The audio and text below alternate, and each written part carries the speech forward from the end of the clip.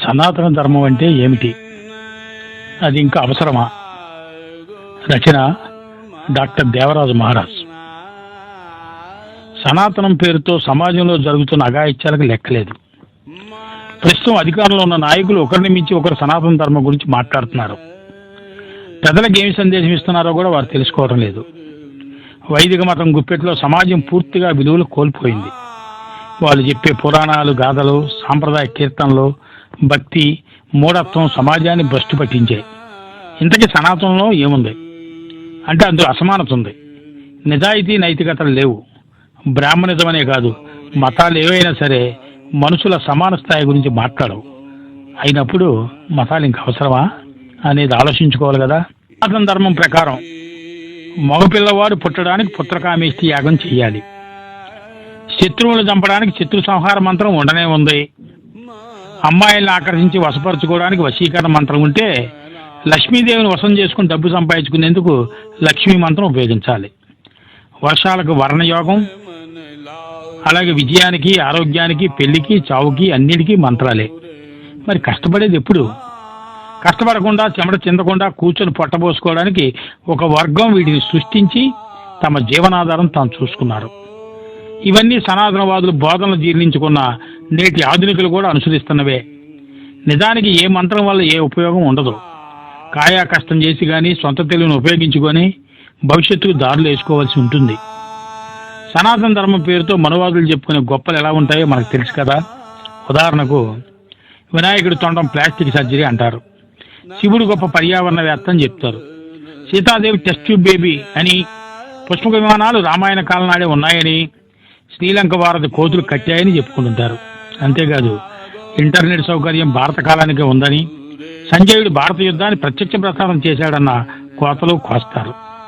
విచారించవలసిన విషయం ఏంటంటే, చదువుకున్న మూర్ఖులే ఇలాంటి వివరణలు ఇస్తున్నారు. సామాన్య పౌరులు తమ వ్యాఖ్యల్ని ఎలా స్వీకరిస్తున్నారా అనే స్పృహ కూడా వీరికి ఉండదు. ఎంత చదువురాని వారికైనా అంతో ఇంతో ఇంగిత జ్ఞానం, ఆలోచన శక్తి ఉంటాయన్నది కూడా వీరు తెలుసుకోరు. ఈ ప్రపంచంలోని సృష్టి సమస్తం ఆ భగవంతుడిదే అని విశ్వసించే సనాతనవాదులు కరోనా మాత్రం చైనా సృష్టి అని ఎందుకు చెప్తున్నట్టు?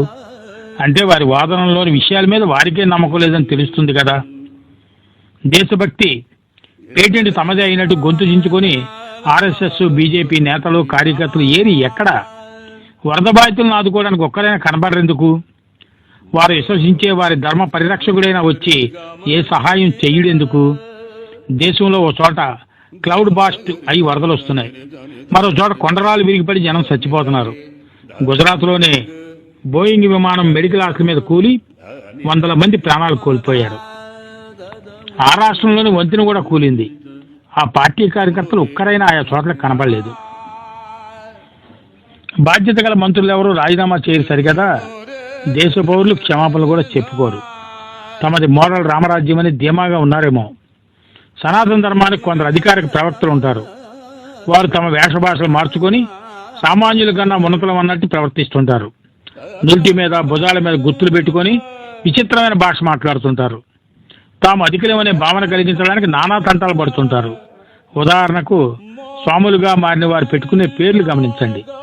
తమ పాత పేరుల్ని వదిలి సన్యాసి అని తెలిసే విధంగా కొత్త పేరు స్వీకరిస్తారు. దాన్నే యోగ పట్టం అని అంటారు. ఈ యోగ పట్టం 10 రకాలుగా ఉండొచ్చని శంకరాచార్య గారు చెప్పారు. అవి తీర్థ, గిరి, పురి, ఆశ్రమవన, భారతి, సరస్వతి, అరణ్య, పర్వత సాగర్ వంటివి.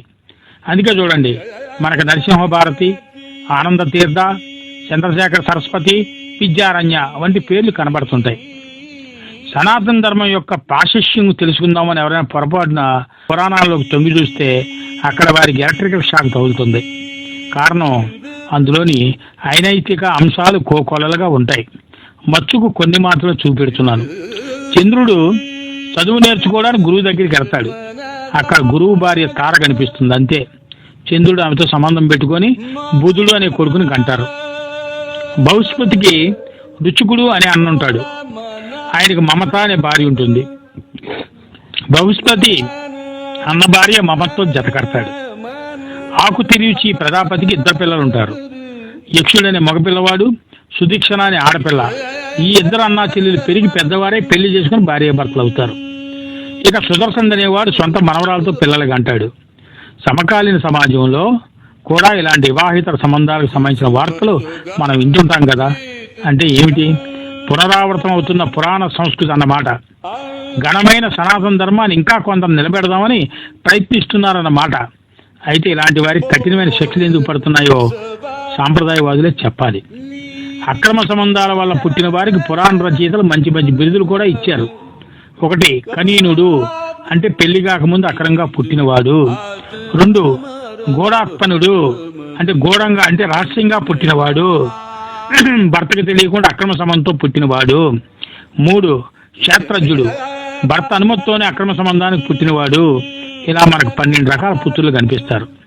వారినందరినీ కలిపి 12 పుత్రులని అన్నారు. దశ 10 2 మొత్తం 12 రకాలు.